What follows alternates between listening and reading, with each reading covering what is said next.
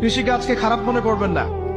এগুলো যারা করেন মনোকষ্টে ভুগবেন না যে আপনি দরিদ্র, আমার মান সম্মান কম, এমন নয়। আপনি বরং সম্মানিত মানুষ, কারণ আপনি নবীদের সুন্নতের পেশায় আছেন।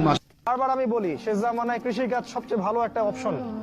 আপনি নিজের খাবার নিজে উৎপন্ন করার চেষ্টা করেন, খামার করেন, গাভীর, ছাগলের, ভেড়ার, জমি কেনেন, সেখানে কৃষি কাজ করেন, মাছের প্রজেক্ট করেন, অন্য আরো অনেক প্রজেক্ট আছে, এগুলো করেন। ওই শহরের দিকে দৌড়াবেন না, ওইটা ধ্বংস হতে যাচ্ছে সামনে।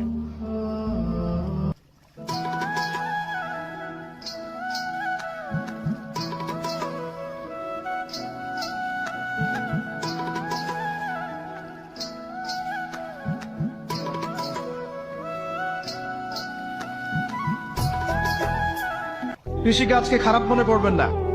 এগুলো যারা করেন মনোকষ্টে ভুগবেন না যে আপনি দরিদ্র, আমার মান সম্মান কম, এমন নয়। আপনি বরং সম্মানিত মানুষ, কারণ আপনি নবীদের